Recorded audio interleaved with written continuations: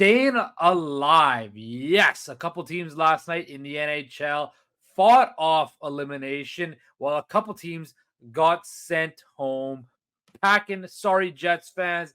Sorry, Islander fans. Better luck next year. But Steven Psihogios of NorthStar Bets, your Boston Bruins could not close the deal as the Toronto Maple Leafs are still alive for now, staving off elimination, winning 2-1 in overtime thanks to Matthew Nyes. The series heads back to Toronto, Game 6 in the 6 Thursday night. Stevie, that was the best game the Toronto Maple Leafs played all series, and they still only scored 2 goals. Their power play didn't do anything, but a win is a win.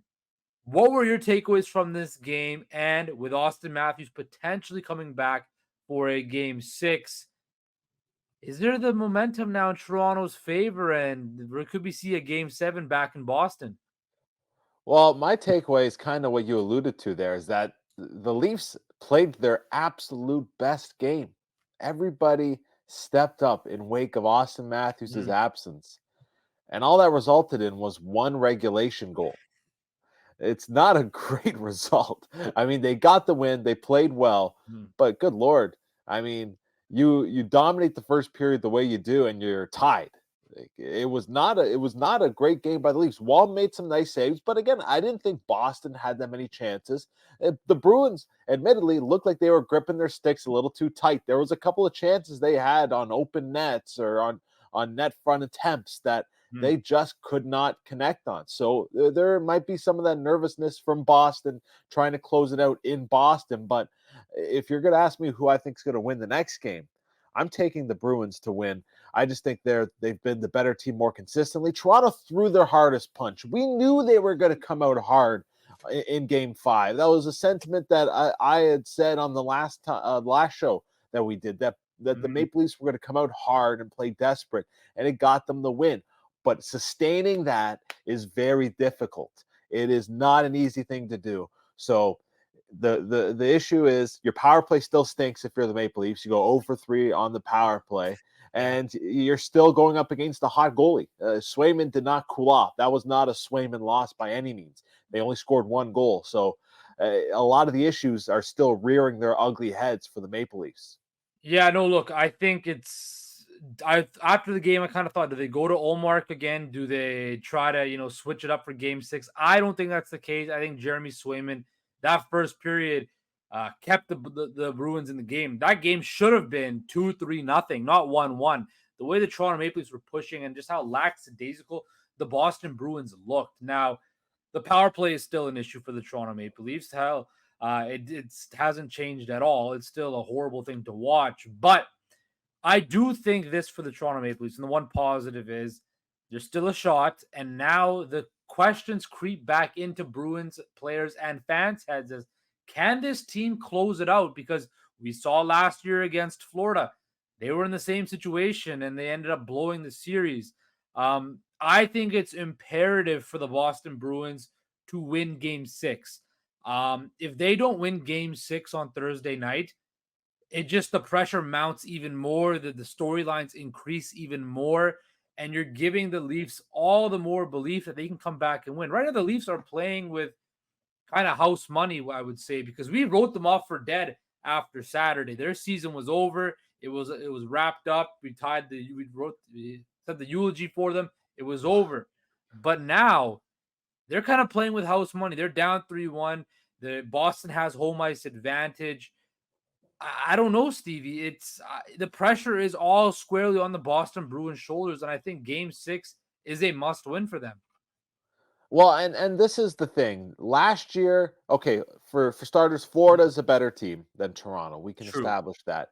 They fought back. They were a better team than the Leafs. Secondly, there weren't the same questions surrounding Boston as there are this year, and I think they will rise to the occasion. Last year, it was a Florida team that had just gotten the wild card and was not really. No one really expected Florida to go on the run that they did, but they had a good team, and they got healthy in the playoffs. And trophy team, right? Yeah. exactly. President's Trophy team from a year ago, Boston being the President's Trophy team from last year, maybe kind of sat on their laurels a little bit. But I don't expect that to be the case in Game 6. I think Boston realizes there's some serious urgency right now that you're one game away from those questions being very prominent. You close out in Game 6, whatever. It was Toronto. They threw their hardest punch. They were the more desperate team. It didn't carry over.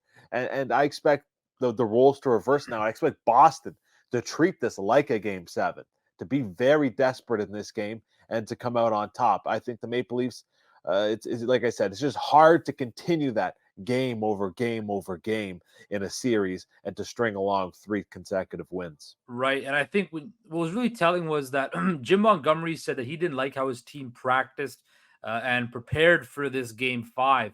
I think you're right. I think he gets in that locker room and says, boys, look, it's up to you. Do you want to change the narrative? The questions are creeping in. You saw Marchand lose his cool a bit. You saw Pastrnak lose his cool. I expect a professional, desperate team in the Boston Bruins, but I also expect that from the Toronto Maple Leafs. And from the Leafs side of it, look, you have to give credit to Joseph Woll. He's a guy who we had a whole lot of questions about. That in the regular season, he stunk against the Bruins, and he came out and gave the Leafs a shot to win. Um, we'll never see Ilya Samsonov ever wear a Toronto Maple Leaf jersey ever again, will we, Stevie? I don't think so. I don't know why you would bring him back. Like, you've tried it and it didn't work here. It didn't work in Washington. So I don't understand why you'd bring him back. Wall is going to be I would assume, the leader of whatever committee they decide to formulate next year. Like, right? Like, I mean, nobody says the playoff numbers have been very good from Wall. You can't take those away from him. But again, there's a difference between playing good and what's a 3-game sample size really for Wall. Like, it's not like he's played a lot in the playoffs. It's a very small sample we're pulling from. And then you have the regular season where it's a larger sample and the numbers aren't as great. So to go into a season next year, let's say, whatever, Samsonov goes, and to just have Wall be your guy, I think is a major mistake for the Maple Leafs, because A, you have a guy who hasn't made it through a full season without suffering an injury yet, and B, a guy who still the book is out on him on how good he is at the NHL level. So I'd expect the Leafs to bring in a competent backup. The almost perfect situation would be having like a Jonathan Quick. Not saying that that's your guy, but I'm saying someone like that who is a veteran, can split the workload, and has a proven track record of success, even if it might be a couple of years removed. So Wall, very good. He will not be Samsonov won't be playing, though, again in the postseason. Like I said, it might only be one more game for the Leafs, but however many it is, I think Wall gets them all at this point. Yeah, no, look, I agree with you. I think Joseph Wall solidified himself that he's the goalie for the remainder of this playoff run, however long it continues. It's going to be interesting to see what's up with Austin Matthews. It seems to me that there's more than the illness now, that he's dealing with more than that. If he comes back in Game 6, do you expect him to assume his spot as the top line center, line that played pretty well? Look, Max Domi, I don't know what he's thinking on a 2-on-1. Like, shoot the damn puck. Like, I don't understand why you're waiting to pass. Like, they're begging you to shoot, so shoot. You set up Tyler Bertuzzi, and Jeremy Swayman knew right away that you were gonna pass. So, does Matthews go back to that first line, or do they switch it up? I think you have to put him back on the first line. I mean, nobody in this series has taken over a game for the Maple Leafs the way Matthews took over Game 2. And you're going to need someone to step up, because like the 2-1 overtime win, that still was a game that was 50-50. Like, that game was dead down the middle going into overtime. You need someone to swing those odds into your favor. And Matthews is the guy that we've seen be the game breaker for Toronto, even if it hasn't been consistently throughout this series for one reason or another. That line was very good. Domi's efforts on the faceoff dot were excellent. Maybe you leave Domi at center and you put Matthews on the wing, alleviate some of the defensive responsibilities, kind of use him more so offensively than having him try to dominate at both ends of the ice, because he's clearly there. It definitely seems like there's an injury now that's also hampering him. So you definitely don't want to overextend him if he's good enough to go. You want to kind of keep it from re-injuring or from getting worse. So I think Matthews will get first line duties again, but I would caution against putting him at center, considering how well Domi did at the dot. Yeah, no, look, it's going to be interesting to see what happens on Thursday for a game 6. There also will be no game 6, no game 7 for the Winnipeg Jets, who were eliminated by the Colorado Avalanche, losing 6-3. Yeah, it was just seemed like it was just yesterday. We were talking about how the Jets could actually maybe give the Avs a push. They lose 4 straight. They're out of the playoffs. I think it's time to understand that the Jets just were not good enough and they could never compete with the Colorado Avalanche. And everybody out there, all Jets fans out there, just need to understand you gave it a good shot, but the best defensive team, the Vezina Trophy winner, let them down big time. Yeah, it was not a good series for Connor Hellebuck. I mean, he was under siege for a lot of that series. I will say that they were just constantly putting pressure on him, and I thought they let Colorado's top stars get to the high scoring areas. I mean, Cale Makar was able to go end to end in Game 4 of that series. McKinnon had some grade A opportunities that he was able to bury. Nichushkin did whatever he wanted. He wasn't fighting for any net front space. He was just parking himself there and tapping in goals on the power play. It wasn't a good look for Winnipeg. Rick Bowness. The issue is with the Rick Bowness team is there's one clear and obvious style they want to play, and that's low scoring, tight checking. Your ceiling outcome is what Dallas did in the bubble back then. You had a goalie in Anton Khudobin, who nobody's gonna say is an elite goalie by any stretch, but he was able to get to the Cup final with Khudobin because they played that low scoring hockey and they forced opposing teams to do it. As soon as Colorado scored 3 goals, other than Game 1, it felt over for Winnipeg.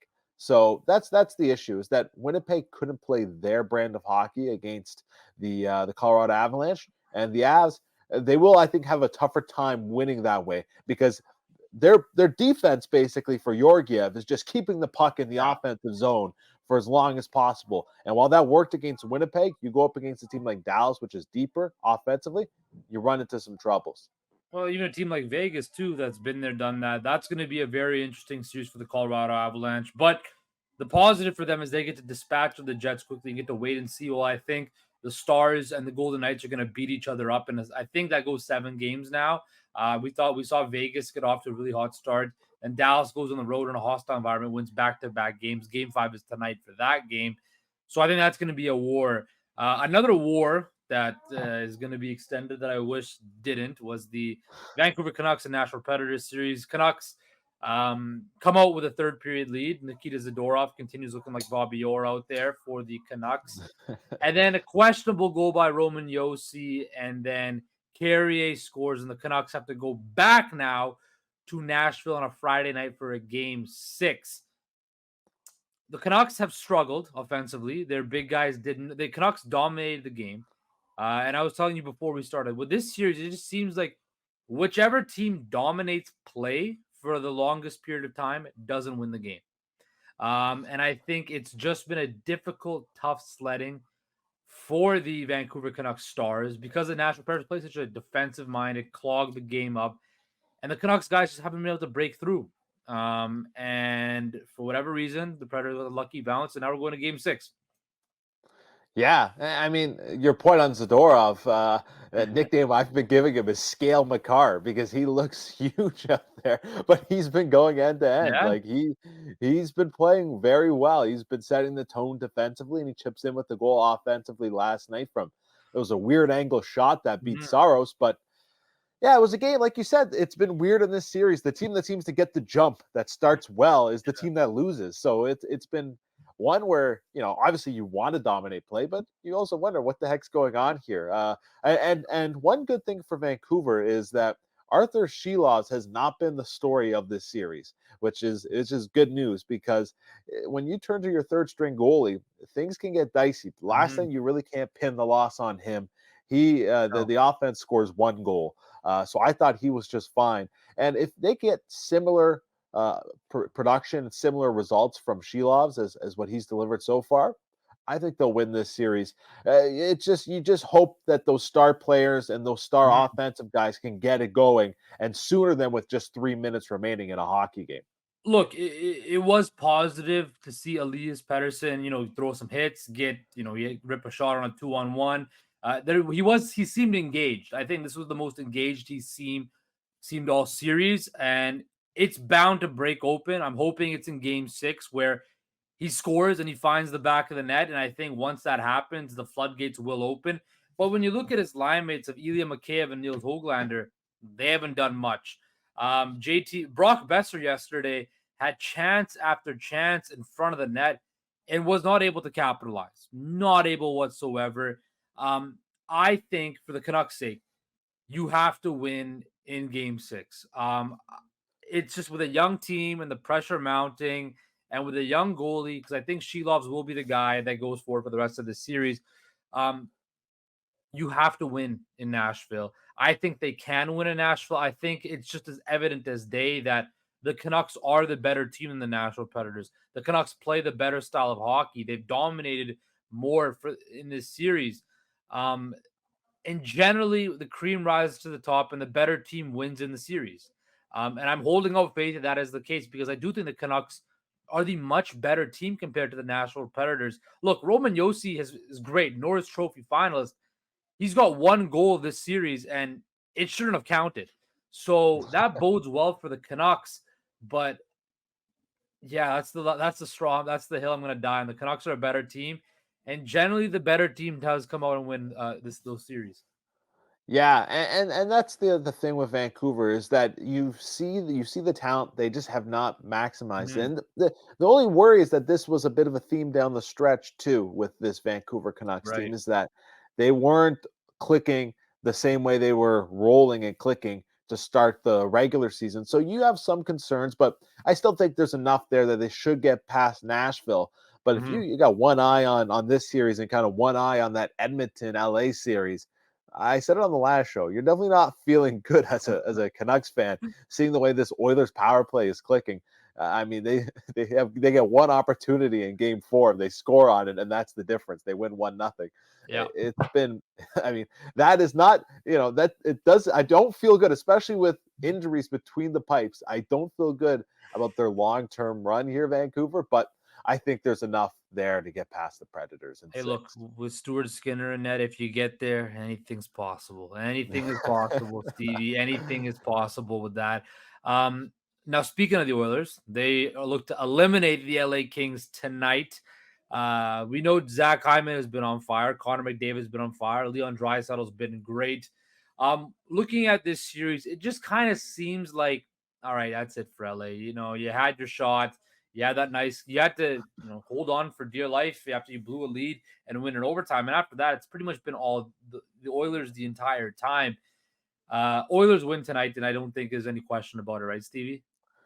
I'm going with the Oilers tonight. And look, hey, we can talk about Stuart Skinner's track record, but he was excellent Yeah, in look, game of course. 4. He was excellent in game 4. That was a game LA came out with a lot of jump and Yeah. he kept them off the board. The shots were 33-13 in the game. You're not going to win too many games just taking Mm. 13 shots. Edmonton pulled the page out of Vancouver's book there with the 12 shot win. You know what? It was a game, like I said, where the offense wasn't rolling, a game LA needed to win. You finally, for the first time all series, you got Edmonton playing your game, a low scoring, tight checking, low event game, and you couldn't pull out the win. That was their opportunity. That was their opportunity to make this a series. It goes by the wayside. And now, going back to Edmonton, I'm going to pick the Oilers to win tonight. I just don't think LA they haven't made any adjustments on the penalty Mhm. kill. I don't know if there are adjustments to make on the penalty kill against the Oilers. It's been 8 for 15 through the first 4 games, which is an incredible rate to be hitting at, the highest of the playoffs. So I think it's curtains for the LA Kings, and they you know what, they squandered that game 4, and that was it. I think that was the series for them right there. I agree 1000%. Look, this Oilers power play is, on the point of being historical over the last couple of years, just hitting levels that we've never seen before at all. I think it's over. I think, like you mentioned, there's just no way to slow down that power play. I think the only way the LA Kings win is if Stuart Skinner just his play falls from the wayside. But the thing that the LA Kings are going to beat the Edmonton Oilers 3 straight times, it's hard for me to think that. I think the Oilers get it done today. They wrap it up.